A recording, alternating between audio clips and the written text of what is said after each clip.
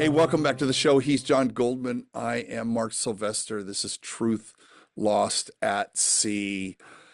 John, I wanted to talk about the waters, right? This piece is based on the waters, and the tagline, people go to the website, they'll see navigating truth as the waters rise.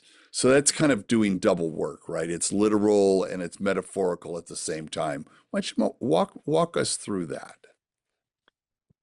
Well, I really think that I needed to take my work out of the computer and out of the studio. Mm, This is why I said in the last episode about Robert Smithson, whose basic concept was that the studio or the gallery was an artificial environment. The whole point of him doing Spiral Jetty was because he felt that the real work was done in situ, and so I took great impression from that. And as an environmental artist, which is what I was trained as, right. I really felt moved by his sense of time, the glacial time. Mm, Okay, and that's very powerful. And he does it also in a water environment. But I think when he did it, he would not never have thought that the water would have disappeared, which is where we are now. right. So I'm not saying it's prophetic, but if you're, the myth of Cassandra is that Cassandra can tell the future, but nobody will believe her, which is extremely frustrating and extremely powerful as a metaphorical um, position that has, basically the environmental movement completely in its message that surrounds me where I live, and for many people where civilizations started happens on rivers, Mm, and those rivers mm, transfer, whether it's the Hudson River in the early days before it was the Hudson River, it was the Lenape and it was the Algonquin that were using it to transport goods,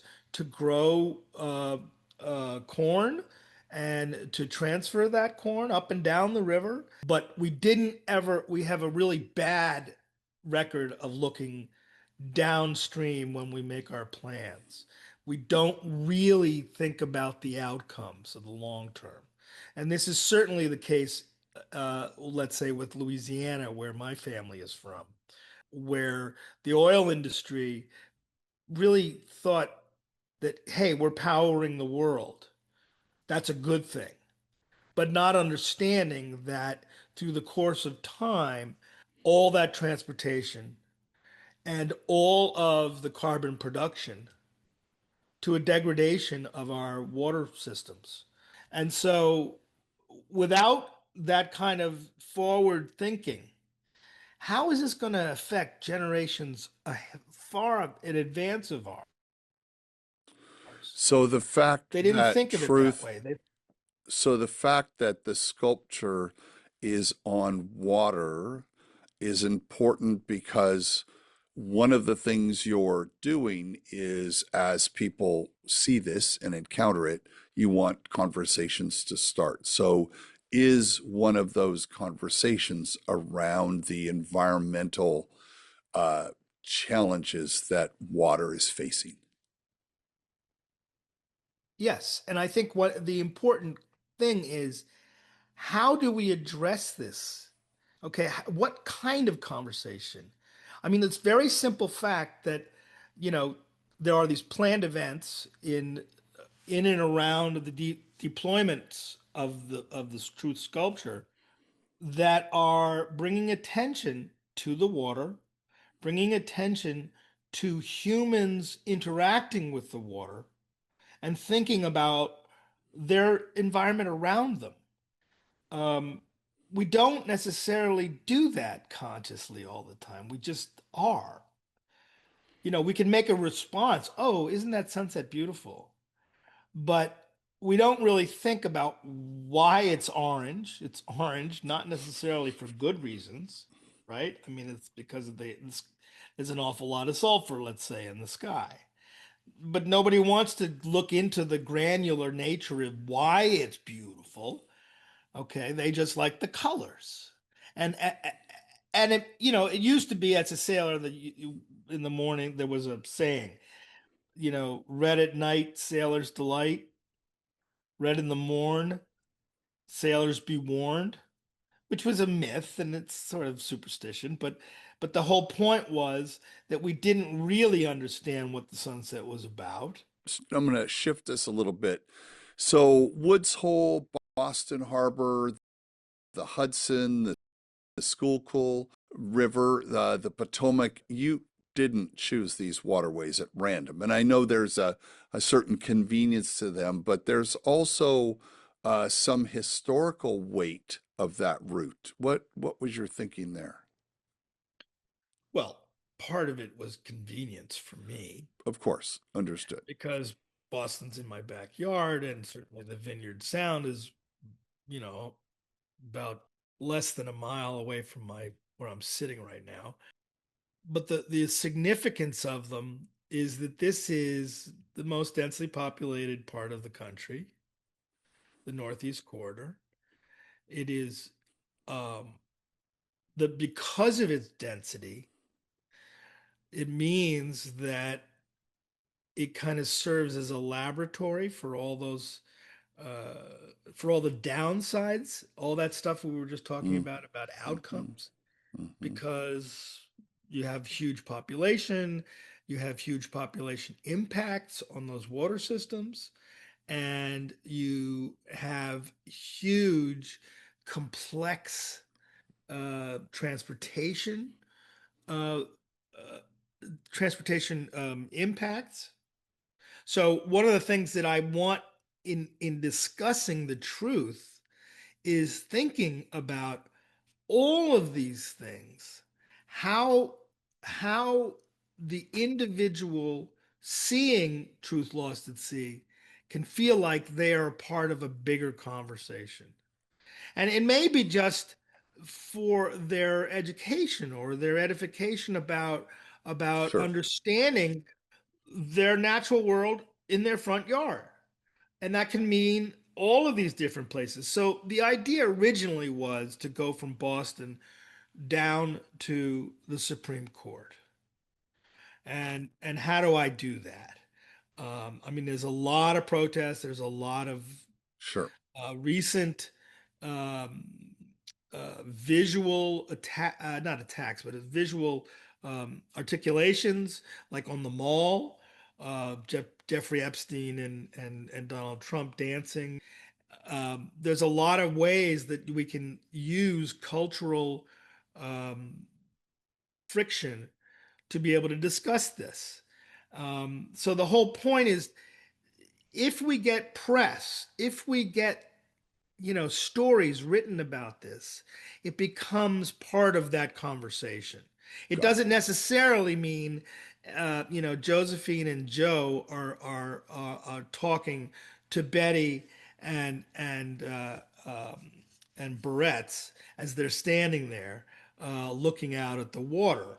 It's more about the bigger conversation and how do you spread in a time of viral spreading the information about how critical truth is to being an honest member of society with respect to our responsibilities to water-based ecosystems. So let's stay on that for a second. So these same waters carried revolutionaries, they carried immigrants, they carry commerce, they carry ideas. Now they're carrying truth. So what does it mean to put this word on water specifically versus a highway or versus a building? You've done things on buildings before. These waters carried revolutionaries and immigrants and commerce and ideas. I mean, I love, as you were saying earlier, like it starts in the mountains and comes all the way down to the sea. So I get that. That's a great visual. Now they're carrying truth. So what did it mean? You made a choice to specifically put truth on water rather than on a highway. I mean, you could have gone Route Well, I think it's both. 66. It's both. In fact, I think originally I said this is an artwork for highways and waterways Oh, because it were originally people were misconstruing it, thinking that I'm going to take this as a sailor, I'm going to take this thing all the way down on the water, and I'm not. I'm taking it because of time. We need to be able to move distances in a quicker amount of time. So the idea is we found a large, what's called a hydraulic boat transport, which is an 18-wheel uh, trailer that connects to a cab, and it is pulled between the ports that it gets launched. Okay, so it's not all on the water. And I right. think that So, there's something about making a statement. I mean, if you could imagine seeing a an 18 wheeler with a oh, 12-foot truth oh on my the back of gosh. it going Oh, down the yeah, highway, it's like, yeah, whoa. yeah, yeah. Okay, either That's going that's to be two something. things. That's either two things. One, it's evangelical, which it is not. Okay. We're trying to Right. wrest that I away. If you understand. I if you understand. if you go below the Manson Nixon line, um, The and Manson licks well, Nix. Mason Dixon line, but I call it the Manson Nixon line. If you go below that, you'll see these billboards saying 1-800 the truth, which is about an evangelical message. That's not what we're talking about. We're talking about honesty in civic and in personal life, because there's way too much examples where lying becomes the modality of Mm, of dominance, and I want to mm, change that. That's just right. not right. Right. Right. Your I mean, mother there's a didn't yeah. teach you to behave that way. Yeah. I know, and I understand that there are a lot of things that this project is meant to convey. A lot of those things, which is why we have a show so that we can talk about those things. And Yeah, there's uh, nuance. yeah, yeah, exactly. So I've got a final question for you, and I'm thinking about like the first time it's deployed, people may or may not know about it. By the time we get to Boston, we will have done a good job in letting people know it's happening, and then hopefully we have created a buzz. And by the time it gets to New York, I mean, we have crowds. That's what I'm hoping. So when truth clears the harbor, right? I mean, it doesn't really hit open water, but when it clears this hydraulic lift and it's in the water and now it's there, it's launched in the town, that current town. What what do you want the person who's watching from shore to feel?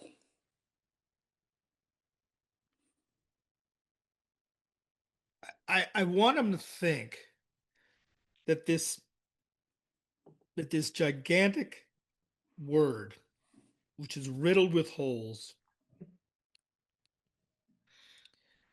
is something of value, not just oddity.